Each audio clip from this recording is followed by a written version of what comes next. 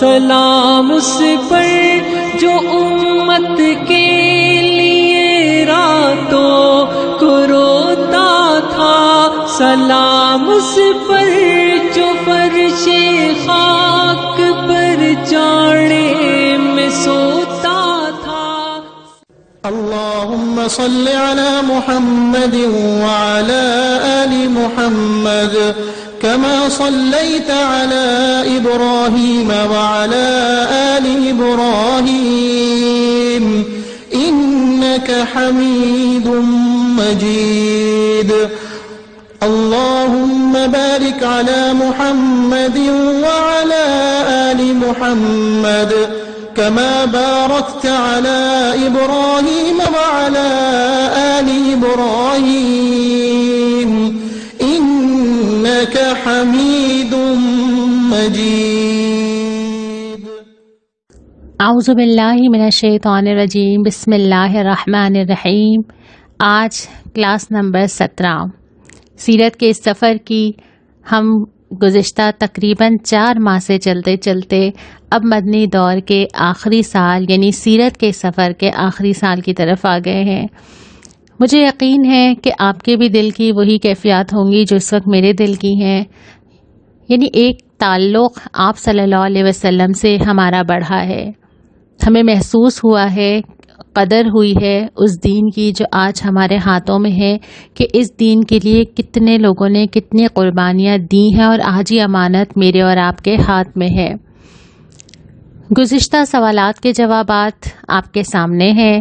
ہم نے آخری کلاس میں مدنی دور کا جو نواں سال پڑھا تھا، اس میں فتح مکہ کے بعد کے حالات، غزوہ تبوک، حج اور اعلان عام کے بارے میں بھی ہم نے پڑھا تھا اور کچھ متفرق واقعات بھی اس کے اندر شامل تھے۔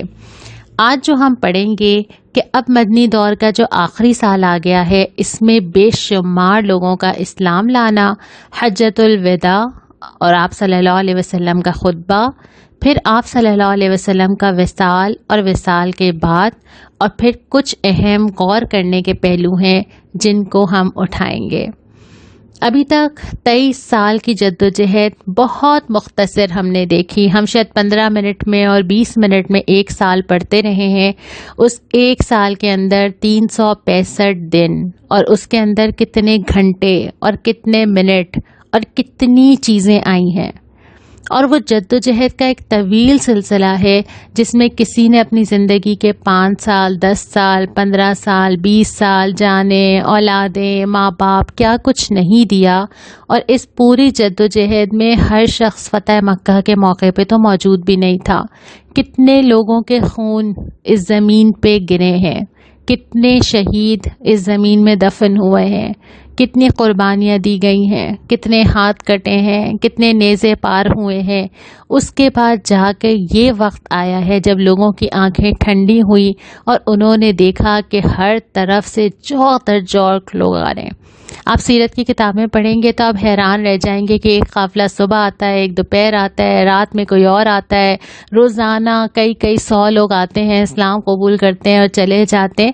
چند افراد سے شروع ہونے والا یہ سفر جب ہم نے پہلی وحی پڑھی تھی، اقرأ بسم ربک الذی خلق خلق الانسان من علق اقرأ وربک الاکرم الذی علم بالقلم علم الانسان ما لم یعلم، یہاں سے شروع ہوئی تھی۔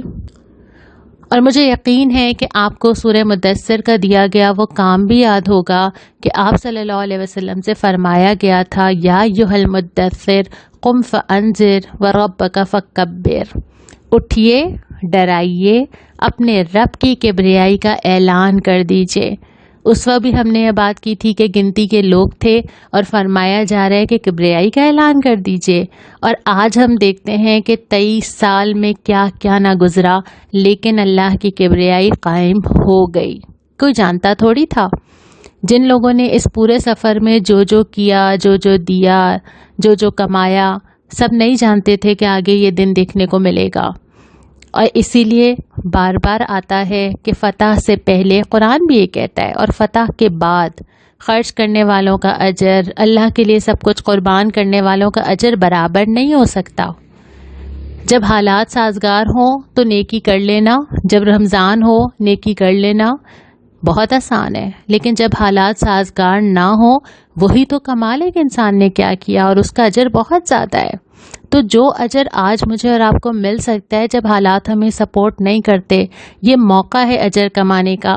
حضرت عمر رضی اللہ تعالیٰ عنہ چاہتے تھے کہ یہ ساری عمر کے اعمال لے لیے جائیں، ساری زندگی کے لے لیے جائیں، لیکن حضرت ابو بکر رضی اللہ تعالیٰ عنہ نے جو ایک غار ثور میں رات گزاری تھی نا، وہ اجر مجھے مل جائے۔ کیوں؟ کیونکہ وہ بہت مشکل وقت تھا۔ تو آج اگر اسلام پہ مشکل وقت ہے یا مجھے اپنے گھر میں، خاندان میں، معاشرے میں دین نظر نہیں آتا، یہی تو وقت ہے نیکی کمانے کا۔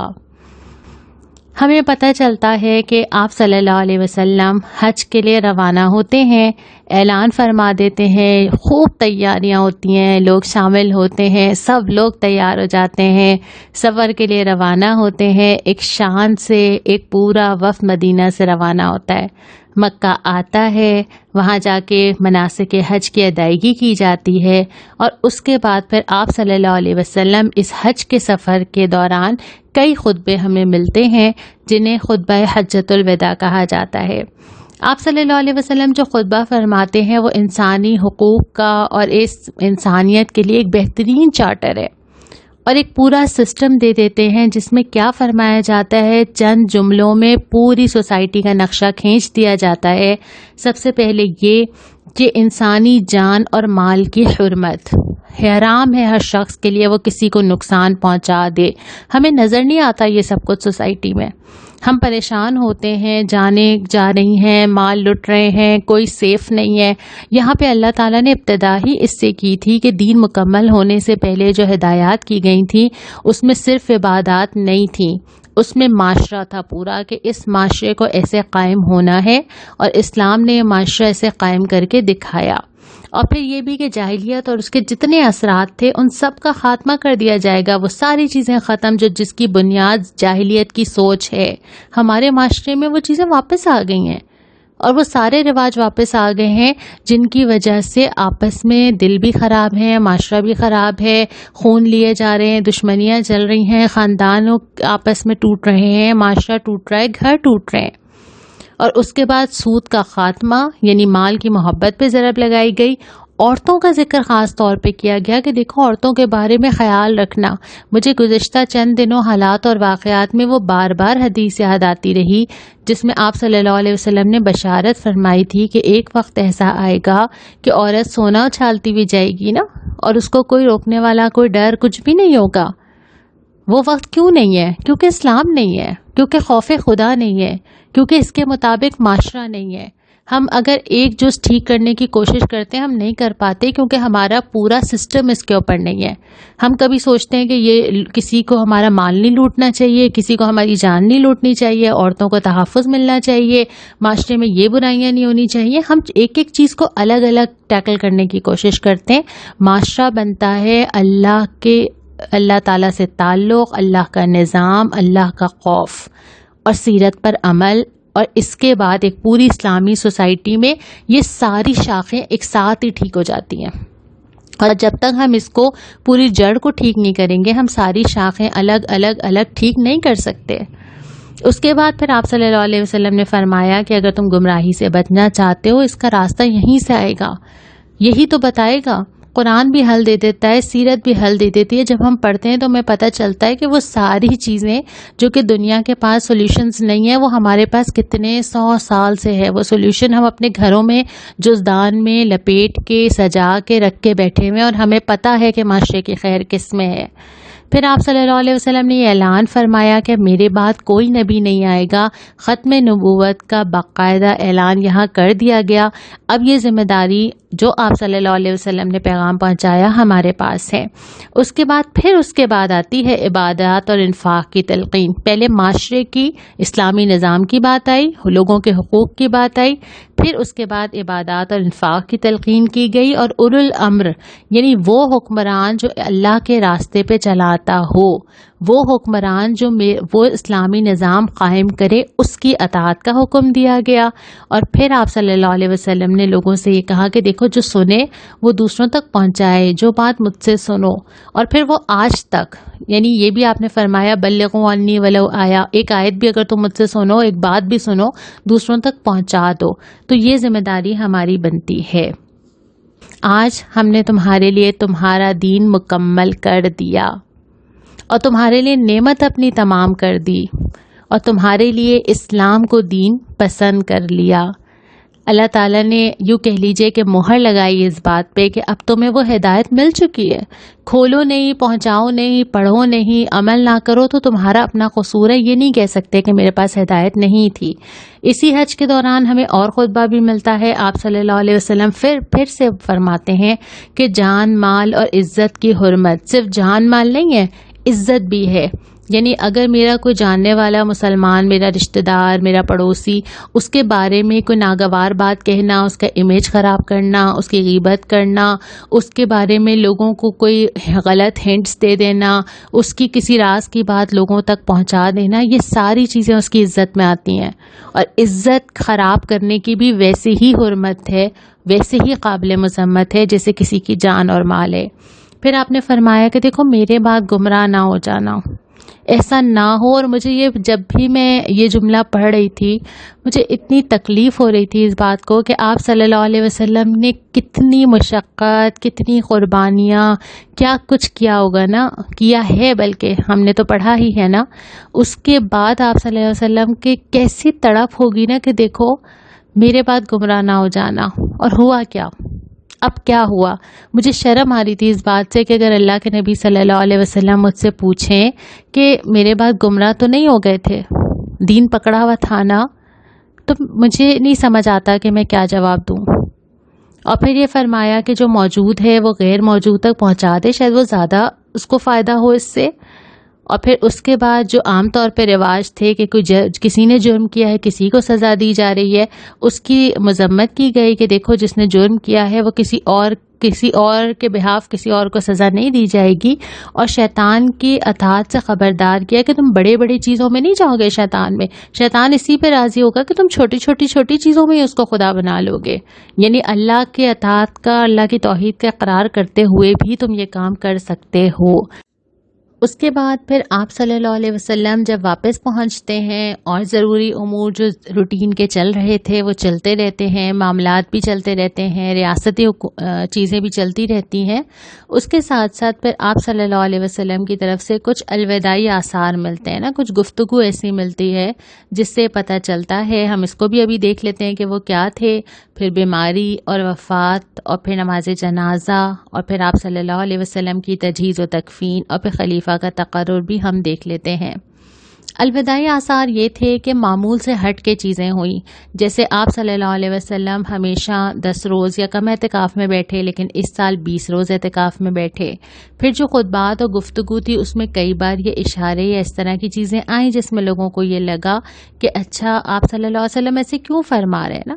سورہ نصر کے جو الفاظ سے اللہ تعالیٰ نے قرآن میں نازل کیا کہ تم دیکھو گے کہ لوگ جوق در جوق آ رہے ہیں دین کی طرف، لیکن اب کرنا کیا ہے؟ فسبح بحمد ربک واستغفر انہ کان توابا. آپ صلی اللہ علیہ وسلم کو تلقین کی جا رہی ہے کہ رب کی تسبیح بیان کریں اور اللہ تعالیٰ سے استغفار کریں. اس سے بھی اندازہ ہو رہا تھا.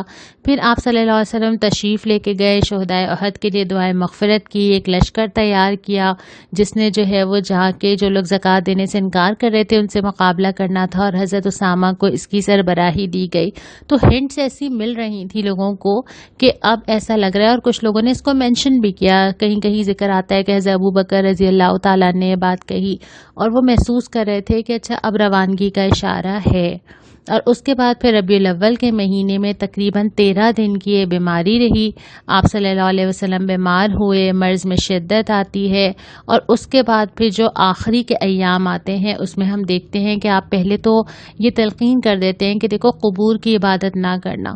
آپ یقین کیجئے کہ میں نے جتنی ہدایات اس آخری لیکچر میں پڑھی ہیں نا آپ صلی اللہ علیہ وسلم کی، ایک شرمندگی ہے جو میرے اوپر طاری ہے کہ آپ صلی اللہ علیہ وسلم کے سامنا کیسے کریں گے، کیا کہیں گے، کیا جواب دیں گے.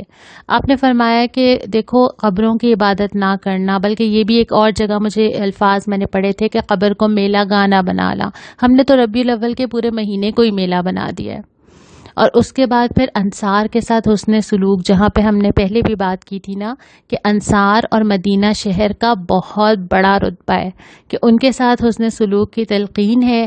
پھر اس کے بعد ایک اور جگہ میں مشرکین کو وہاں سے نکالنے کی، حرم سے نکالنے کی بات ہے۔ پھر جو وفود آ رہے تھے ان کی عزت اور مہمان نوازی، اور پھر قرآن سے تعلق کی تلقین ہے۔ یہ آپ صلی اللہ علیہ وسلم کی وصیت ہے، قرآن کو پکڑ کے رکھنا، اور اسی سے ہدایت ملے گی، یہی بتائے گا کیا کرنا ہے۔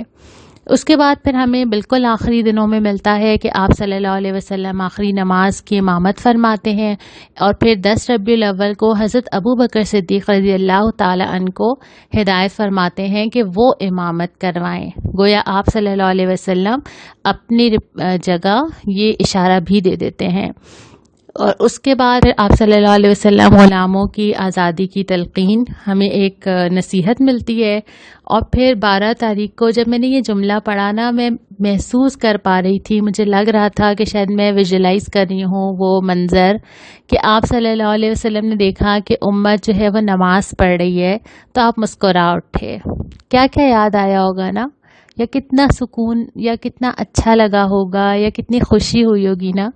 اس کے بعد آپ صلی اللہ علیہ وسلم کے جو آخری الفاظ ملتے ہیں وہ نماز اور جو تمہارے غلام ہیں یا جو جن پہ تمہارے اختیار ہے ان کے بارے میں نصیحت، اور پھر اللہ سب سے اچھا ساتھی ہے، اللہم رفیق الاعلی، یہ الفاظ ہمیں ملتے ہیں۔ اور پھر آپ صلی اللہ علیہ وسلم خالق حقیقی سے جا ملتے ہیں۔ مسلمانوں کے اندر غم کی جو کیفیات ہیں ہمیں پتہ چلتا ہے کہ حضرت عمر رضی اللہ تعالیٰ عنہ تلوار نکلتے ہیں اور پھر کہتے ہیں کہ جو مجھے کہے گا میں اس کی گردن اڑا دوں گا، لیکن حضرت ابو بکر رضی اللہ تعالیٰ عنہ وہاں پہ وہ قرآن کی بر وقت آیت سناتے ہیں کہ اگر وما محمد الا رسول قد خلت من قبلہ الرسل افإن مات أو قتل انقلبتم على أعقابكم، محمد اللہ کے رسول تھے صلی اللہ علیہ وسلم، اور اگر ان کو نعوذ باللہ قتل کر دیا جائے یا وہ وفات پا جائیں تو کیا تم لوگ اسلام سے پھر جاؤ گے؟ تعلق تو دین سے ہے نا۔ آج بھی جب ہم سیرت پڑھتے ہیں تو آپ صلی اللہ علیہ وسلم سے تعلق دکھانے کا ذریعہ یہ ہے کہ آپ صلی اللہ علیہ وسلم کے لائے ہوئے دین کو پکڑا جائے، اس پہ قائم رہا جائے۔ تو حضرت ابو بکر صدیق رضی اللہ تعالی عنہ پہلے سے ہی نظر آ رہا تھا کہ قائدانہ کردار ہے، فوری طور پہ خلیفہ کے تقرر کے لیے اجتماع منعقد کیا جاتا ہے، کیونکہ اسلامی ریاست بغیر قیادت کے نہیں ہوتی، اور فوری طور پہ حضرت ابو بکر کو خلیفہ منتخب کر لیا گیا۔ اس کے بعد پھر ہمیں تفصیلات میں ملتی ہیں کہ آپ صلی اللہ علیہ وسلم کو صحابہ غسل دیتے ہیں، یمنی 3 کپڑے تھے ان میں تکفین کی جاتی ہے، اور پھر نماز جنازہ چند افراد جو ادا کرتے ہیں اور عمومی افراد باہر کرتے ہیں، اور تدفین جو ہے وہ حضرت عائشہ رضی اللہ تعالی عنہا کے حجرے میں ہوتی ہے۔ یہاں پر مکمل ہوتا ہے وہ سیرت کا سفر۔ ان 17 کلاسوں میں بہت ہلکی سی جھلک ہم نے دیکھی، تھوڑا سا جائزہ، ذرا سا علم، تھوڑی سی معلومات۔ یقیناً یہ کافی نہیں ہے، یقیناً ہمیں بہت زیادہ پڑھنا چاہیے، یقیناً ہمیں ساری حدیثیں معلوم ہونی چاہیے، ہمیں ساری تفصیلات پتہ ہونا چاہیے، اور اس سے زیادہ ہمیں یقیناً اس دین کے بارے میں اور اس دین کے تقاضوں کے بارے میں پتہ ہونا چاہیے جو آپ صلی اللہ علیہ وسلم اپنی پوری زندگی قائم کرنے کی کوشش کرتے رہے۔ اس پورے سفر میں اللہ تعالیٰ نے کہیں نہ کہیں ہم سب کو ان لوگوں میں ضرور لکھا ہوگا جو آپ صلی اللہ علیہ وسلم سے محبت کرتے ہیں، آپ صلی اللہ علیہ وسلم کے بارے میں جاننا چاہتے ہیں، آپ صلی اللہ علیہ وسلم سے عقیدت رکھتے ہیں، حدیث پڑھنا چاہتے ہیں، سنت پہ عمل کرنا چاہتے ہیں، آپ صلی اللہ علیہ وسلم کی لائی ہوئی کتاب کو تھامنا چاہتے ہیں۔ اللہ تعالیٰ ان میں ہمارا نام لکھ لے تو یہ بہت بڑی بات ہے۔ لیکن میں کچھ سوال آپ کے سامنے چھوڑ رہی ہوں۔ میں آج یہاں پر اپنی بات ابھی مکمل نہیں کر رہی، میں آپ سے ایک بار اور بات کرنا چاہتی ہوں۔ میں چاہتی ہوں کہ آپ یہ دوبارہ سنیں۔ کچھ لوگ مکمل نہیں کر سکے ہوں گے، کچھ لوگوں کی کچھ کلاسیں شاید رہ گئی ہوں گی۔ میں آپ کو 15 دن مزید دیتی ہوں، اس دفعہ ہم 1 ہفتے کے بعد نہیں 15 دن بعد بات کریں گے۔ آپ کی جو کلاسیں رہ گئی ہیں یا اگر بہت دن ہو گئے سنے ہوئے، آپ اس سفر کو ضرور دہرا لیجئے۔ ایک دفعہ پڑھ لیجئے اور اس کے بعد ہم سوچتے ہیں. کیا سوچیں گے؟ ہم نے یہ پورا مطالعہ کیوں کیا ہے؟ کیا یہ تاریخ تھی کہ ہمیں معلوم ہو جائے؟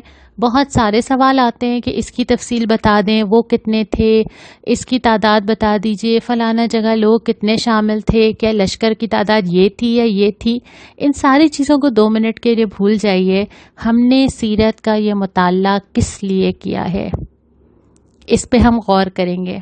دوسری بات یہ کہ اس پورے سفر سے ملا کیا ہمیں، کیوں پڑھا، کیوں وقت لگایا، کیوں اتنے ہفتوں سوال نامے بھرے، کیا ملا. اور پھر یہ کہ آپ صلی اللہ علیہ وسلم سے کیا تعلق اتنا ہی ہونا چاہیے کہ سنتے جائیں اور خوش ہوتے جائیں؟ کیا تعلق مطلوب ہے؟ کیا ہونا چاہیے؟ کیا ویسا ہی ہے؟ اور پھر یہ کہ آپ صلی اللہ علیہ وسلم نے تو اعلان فرما دیا کہ اب کوئی نبی نہیں آئے گا. آپ صلی اللہ علیہ وسلم کے امتی ہونے کی حیثیت سے اب مجھے کیا کرنا چاہیے؟ کیا میں یہ اپنا کام مکمل کر چکی سیرت پڑھنے کے بعد؟ بس یہی تعلق مطلوب تھا، کر لیا بس؟ کیا کرنا ہے، کیا کرنا چاہیے تھا؟ یہ سوالات میں آپ کو دے رہی ہوں، اس پہ خوب غور کیجئے. اور 15 دن کے بعد انشاءاللہ تعالی ایک اور کلاس میں ہم اس کے جوابات ڈھونڈنے کی کوشش کریں گے. ایک دوسرے کے لیے دعا کیجئے کہ اللہ تعالی ہمیں ویسا بنا دے جیسا کہ آپ صلی اللہ علیہ وسلم کے امتی کو ہونا چاہیے، اور اللہ تعالی ہم سے راضی ہو جائے. السلام علیکم ورحمۃ اللہ. سلام اس پر جو سچائی کی خاطر دکھ اٹھاتا تھا، سلام اس پر جو بھوکا رہ کے اوروں کو کھلاتا تھا.